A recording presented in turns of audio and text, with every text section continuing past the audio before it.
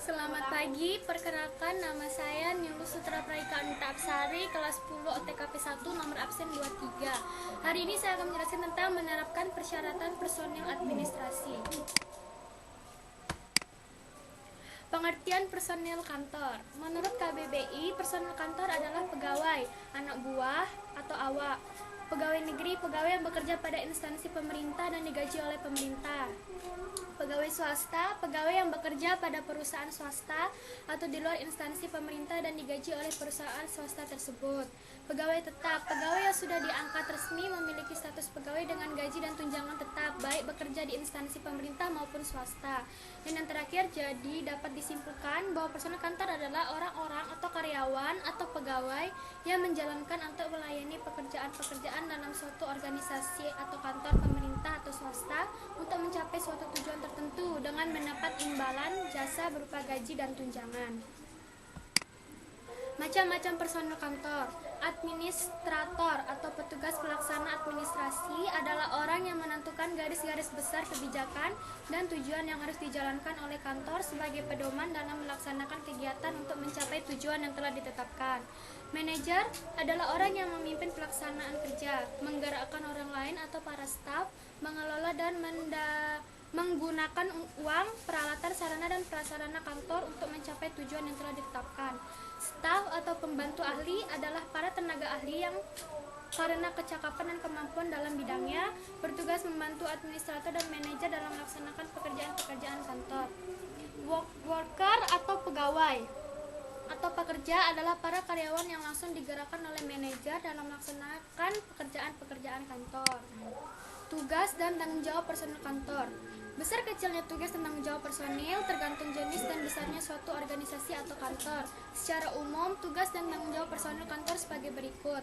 Kepala kantor atau pimpinan kantor atau direktur kantor bertugas memantau dan bertanggung jawab terhadap kelancaran aktivitas kantor secara keseluruhan. Administrasi bertugas mengelola urusan rumah tangga kantor dan bertanggung jawab mencatat dan menyimpan semua warkat atau surat keluar dan masuk. Bagian keuangan atau kasir bertanggung jawab terhadap pengolahan keuangan, mengatur arus kas keluar dan masuk. Sekretaris bertanggung jawab membuat agenda dan jadwal kegiatan kerja pimpinan, juga untuk karyawan di bagian lainnya serta membuat surat keluar. Dan yang terakhir, penerima tamu bertanggung jawab atas pelayanan terhadap tamu atau orang-orang yang mempunyai kepentingan.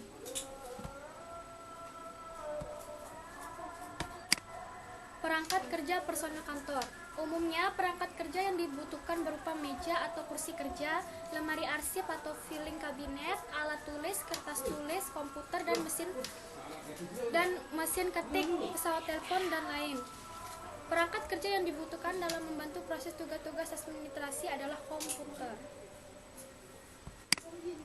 Tahap-tahapan pengadaan personil kantor.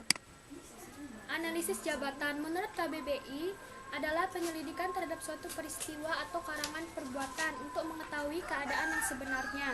Manfaat analisis jabatan adalah untuk memberikan informasi mengenai hal-hal yang berhubungan dengan uraian pekerjaan, spesifikasi pekerjaan, dan evaluasi pekerjaan. Analisis jabatan berguna untuk perekrutan dan seleksi karyawan, kompensasi gaji karyawan, evaluasi jabatan, penilaian prestasi kerja karyawan, pelatihan atau training, promosi dan pemindahan karyawan, organisasi, memperkaya pekerjaan, penyederhanaan pekerjaan, penempatan karyawan, dan rekrutmen. Rekrutmen. Menurut KBBI, rekrutmen adalah pengarahan masalah tenaga kerja. Rekrutmen adalah proses usaha untuk mencari dan mempengaruhi tenaga kerja agar mau melamar untuk lowongan kerja yang ada di dalam suatu perusahaan atau instansi, baik instansi swasta maupun pemerintah. Rekrutmen harus berpedoman pada spesifikasi pekerjaan yang telah ditentukan untuk mengisi jabatan tersebut. Spesifikasi harus diuraikan secara jelas agar pelamar mengetahui kualifikasi apa saja yang dibutuhkan. Penentuan sumber-sumber rekrutmen. Sumber internal adalah tenaga kerja atau karyawan yang akan mengisi suatu lowongan kerja diambil dari dalam perusahaan tersebut dengan cara mutasi atau pemindahan karyawan yang memenuhi spesifikasi ke suatu bagian tertentu yang kosong atau untuk mengisi tugas baru. Sumber eksternal adalah tenaga kerja atau karyawan yang akan mengisi kerja yang diambil dari luar perusahaan. Seleksi. Menurut KBBI, seleksi adalah pemilihan. Metode prosedur yang dipakai oleh bagian personalia ketika memilih orang untuk mengisi lowongan pekerjaan. Langkah-langkah seleksi personil kantor. Seleksi administratif, penarikan tenaga kerja, klasifikasi jabatan, tes dan wawancara, penempatan personil kantor. Syarat-syarat personil kantor. 1. Persyaratan pengetahuan biasanya diukur dengan tingkat pendidikan formal. 2. Persyaratan keterampilan. Menurut De Lianji dalam buku Administrasi Perkantoran Modern, seorang personil kantor dinyatakan terampil bekerja apabila karyawan administrasi tersebut telah mampu dengan baik melaksanakan tugas-tugas pelayanan yang mencakup 6 pola kegiatan: menghimpun, mencatat, mengolah, menggandakan, mengirim, menyimpan, dan persyaratan kepribadian. Yang ketiga, kepribadian adalah seluruh watak dan sifat seseorang, ciri-ciri yang menyangkut kepribadian. Cara berbicara dan cara berjalan, sikap badan pada saat duduk, sikap luwes, dan cara berbusana yang serasi disesuaikan dengan waktu dan saat caranya. Sifat bersih dan rapi, sifat yang berkaitan dengan menjaga kesehatan diri, sifat yang berkaitan dengan kemampuan dari keterampilan dalam bekerja, sifat agamis yang berkaitan dengan segi kerohanian. Syarat kepribadian yang diperlukan seorang personil kantor: loyalitas atau kesetiaan terhadap perusahaan sehingga tercipta sense of belonging atau rasa memiliki dan saling menjaga. Tekun dan rajin, kesabaran, kerapian, dapat menyimpan rahasia, pengertian, pelatihan, pengembangan. Pelatihan dan pengembangan personil kantor. Pelatihan adalah kegiatan peningkatan kemampuan dan keterampilan teknis karyawan untuk melaksanakan pekerjaan. Pengembangan adalah meningkatkan kemampuan dalam pengambilan keputusan dan memperluas hubungan manusia atau human relation bagi karyawan tingkat menengah dan atas. Komponen pelatihan dan pengembangan. Sasaran dan tujuan pelatihan dan pengembangan harus disesuaikan dengan sasaran dan tujuan yang akan dicapai. Materi pelatihan dan pengembangan harus disesuaikan dengan kemampuan peserta pelatihan. Metode pelatihan harus memenuhi persyaratan dan yang telah ditentukan. Para pelatih atau trainers harus memiliki kualifikasi yang memenuhi syarat. Mutasi personil kantor. Menurut KBBI, mutasi adalah pemindahan karyawan dari satu jabatan ke jabatan lain. Mutasi dapat dilakukan secara horizontal ataupun vertikal. Cara mutasi horizontal atau rotasi kerja atau mutasi biasa adalah pemindahan karyawan dari satu posisi jabatan tempat pekerjaan ke posisi jabatan tempat pekerjaan yang lain yang setara tanpa diikuti dengan kenaikan atau penurunan jabatan. B. Vertikal, promosi dan demosi. 1. Promosi adalah pemindahan karyawan dari satu jabatan ke jabatan lain yang lebih tinggi disertai dengan wewenang dan tanggung jawab yang lebih besar.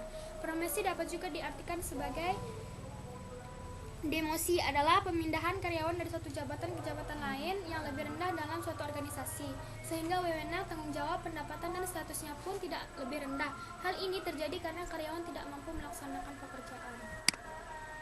Pemberhentian personil kantor. Penyebab terjadinya pemutusan hubungan kerja, pemberhentian atas kehendak perusahaan dalam rangka melaksanakan perampingan atau pengurangan karyawan karena perusahaan mengalami kerugian terus-menerus, karena permintaan sendiri atau inisiatif sendiri, karena sudah mencapai usia pensiun, karena sakit sehingga tidak dapat melaksanakan tugas lagi, tidak cakap jasmani dan rohani, melakukan pelanggaran peraturan disiplin karyawan, meninggal dunia, terkena wajib militer, tersangkut partai terlarang. Tingkatan pemberhentian dari pihak perusahaan ada 2 macam, yaitu 1. Pemberhentian dengan hormat, misal pensiun. 2.